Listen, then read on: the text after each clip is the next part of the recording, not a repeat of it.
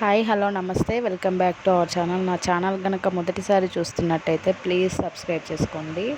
ఇవాళ రెసిపీ వచ్చేసి బియ్యం పిండితో బోండాలు అయితే వేస్తున్నానండి. ఈ పిండి కోసం ముందుగా ఒక గ్లాసు రేషన్ బియ్యంకి 2 గ్లాసుల మినపప్పు అయితే వేసుకొని బాగా కడిగి ఒక 4-5 గంటల పాటు నానబెట్టుకున్న తర్వాతకి మిక్సీలో ఫైన్గా బ్లెండ్ చేసుకోవాలండి. తర్వాత నైట్ అంతా అలానే ఉండనివ్వాలి. పిండిని మూత పెట్టేసుకుంటే సరిపోతుంది. మార్నింగ్ కల్లా పొంగు వచ్చేస్తుంది కదండి. పొంగు వచ్చిన పిండిలో కొద్దిగా సాల్ట్ వేసేసుకొని అంతా కూడా కలిపేసుకోవాలి. కలిపేసుకున్న తర్వాతకి డీప్ ఫ్రైకి ఆయిల్ పెట్టుకున్నాను. ఆయిల్ కొంచెం హీట్ అయిన తర్వాతకి ఈ పిండిని అయితే కొంచెం కొంచెం ఉండలుగా వేసేస్తున్నానండి. ఒకవేళ టిఫిన్లా కాకున్నా కానీ సాయంత్రం స్నాక్స్లా పునుగుల్లా కూడా ఇవి చాలా టేస్టీగా ఉంటాయండి. 2 రకాల కూడా ఉపయోగపడతాయి.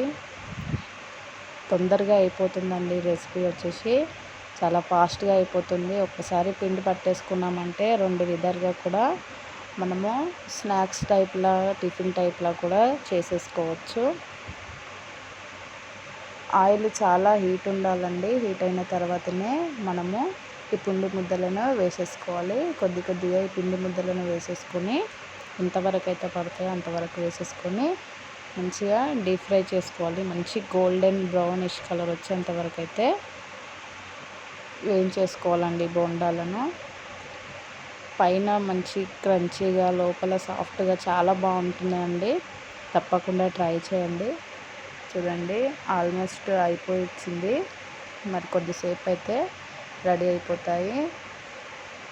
ఇలా చుట్టూ కలుపుకుంటూ వేయించుకోవాలండి. అప్పుడే ఈవెన్గా అన్నీ మంచి కలర్లోకి అయితే వచ్చేస్తాయి. చూడండి ఆల్మోస్ట్ అయిపోవచ్చింది.